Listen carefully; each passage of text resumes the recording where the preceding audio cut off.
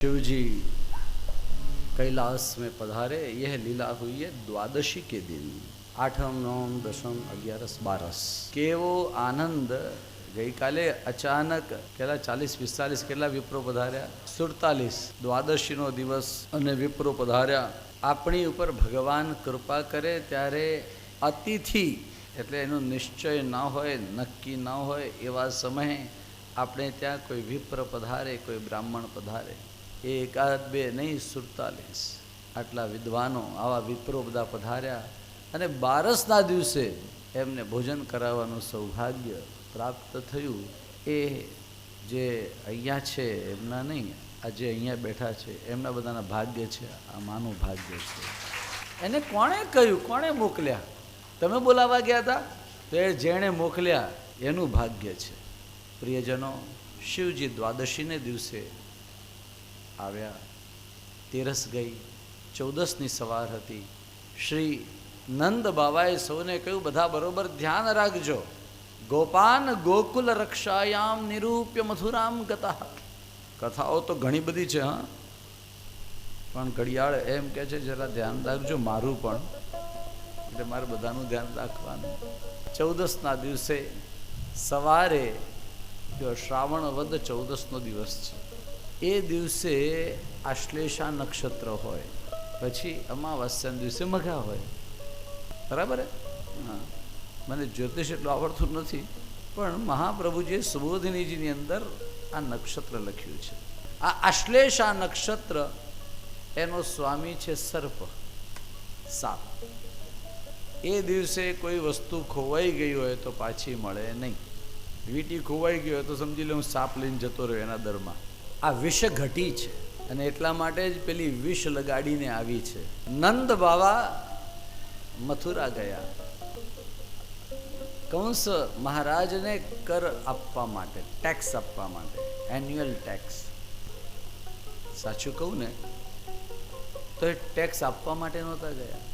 Tax તો બહાનું હતું, કર ભરવાનું તો બહાનું હતું, એ બહાને મથુરા જવાય નહીં તો હજુ 6 દિવસના લાલન છે અને મથુરા જવાની શું ઉતાવળ?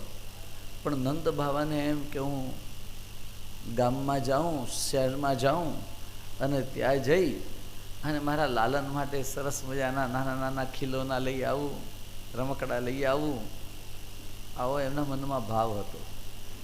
એટલા માટે નંદ બાવા મથુરા ગયા છે। મથુરા ગયા, ટેક્સ ભર્યો, વસુદેવજી મળ્યા। વસુદેવજી કે અહીંયા બહુ વધારે રહેવું નહીં, કારણ કે ગોકુલમાં ઉત્પાત થઈ રહ્યા છે। અને નંદ બાવાએ વિચાર કર્યો કે આ આવ્યા એ આવ્યા, હવે પછી આપણે મથુરા આવવાનું નહીં, કંસને જે થાય એ કરી લે। સૌથી મોટો મારો નાથ, મારો ભગવાન મારા ઘરમાં બેઠો છે। એટલે ત્યારબાદ એક પણ વાર નંદ બાવા, તમે આખા શ્રીમદ ભાગવતમાં ક્યાંય પણ તમે જુઓ કે નંદ બાવા બીજી વાર ટેક્સ ભરવા ગયા જ નથી। જ્યારે પોતાના પ્રભુની મહત્તા વ્યક્તિને સમજાય પછી બીજે ક્યાંય પણ જવાનો માણસ છોડી દે છે। પ્રિયજનો, શ્રી નંદ બાવા ગોકુળ આવવા માટે તૈયાર થયા। એને ખબર પડી કે અહીંયા બહુ બધા ઉત્પાત થવાના છે, પાછા આવવા માટે તૈયાર થયા। એ પહેલા પેલી પૂતના ગોકુળ પહોંચી છે। સુંદર રૂપ શણગાર સજી કેવા રોમઝુમ કરતી આવી, જાણે લક્ષ્મીજી હોય એવો શણગાર સજ્યો છે। લક્ષ્મીજીના જેવા રૂપ સજી અને આ પૂતના આવે। પૂતના હંમેશા લોકોને છેતરે છે, આવે છે સારા રૂપમાં, સારા સોંગમાં અને બધું ખતમ કરી નાખે। એનું નામ જ પૂતના છે। પૂતાન અપિનયતી, જે પવિત્ર હોય એવા લોકોને પણ ફસાવી દે, એનું નામ છે પૂતના। 14સના દિવસે આવી, આશ્લેષા નક્ષત્રમાં વિષઘટીની અંદર આવી છે। એને આવતા જોઈ પણ કોઈએ રોકી નથી, નહીં ગોવાળિયાઓએ, ન ગોવાળિયાના છોકરાઓએ, ન ગોપીઓએ, નહીં યશોદાજી અને રોહિણીજીએ। હું શોર્ટમાં કથા કહી રહ્યો છું। એને જોતા જ ભગવાને આંખો બંધ કરી। ચરાચરાત્મા સન્મીલિતે ક્ષણ।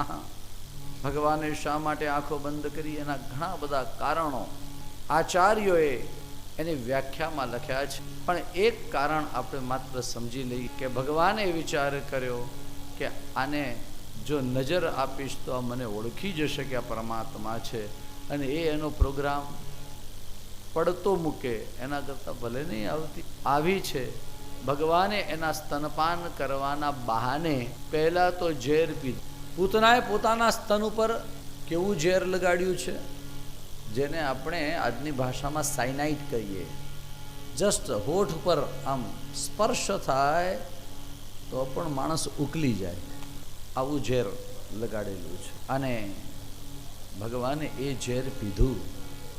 6 દિવસના પ્રભુ છે, પ્રભુએ આ વિષપાન કર્યું. પછી પૂતનાના સ્તનપાન કર્યા એટલે દૂધ પીધું. ત્યારબાદ અત્યાર સુધી જેટલા બાળકોને મારતી આવી છે એના સૌના પ્રાણ એની અંદર હતા. એ બાળકોના પ્રાણને પોતાની અંદર સ્થાપિત કર્યા. અને હવે પૂતનાના પ્રાણ ભગવાન લેવા લાગ્યા. ભગવાને જ્યારે પૂતનાના પ્રાણ ચૂસ્યા ત્યારે એકદમ અકળાઈ ગઈ. સા મુંચ મુંચ અલમિતિ પ્રભાષિણી, મને છોડ છોડ એમ કરતી દોડી. પ્રભુ કે પહેલી તો વાત, હું કોઈને પકડતો નથી અને પકડું તો પછી છોડતો નથી. આ પૂતનાના પ્રાણ ભગવાને ચૂસ્યા. એકદમ પોતાનું ઓરિજિનલ રૂપ હતું એમાં આવી ગઈ. નંદ ભવનની બહાર નીકળી. એટલો મોટો દેહ થઈ ગયો એનો વિકરાળ, અને પડી ત્યારે ભગવાન એની છાતી ઉપર રમતા હતા એવા સૌને દેખાયા. બધાએ દોડતા આવ્યા, પ્રભુને લઈ લીધા, સ્નાન કરાવ્યા, ગૌશાળાની અંદર ગૌમૂત્ર ગોમય વગેરેથી એની પવિત્રતા કરી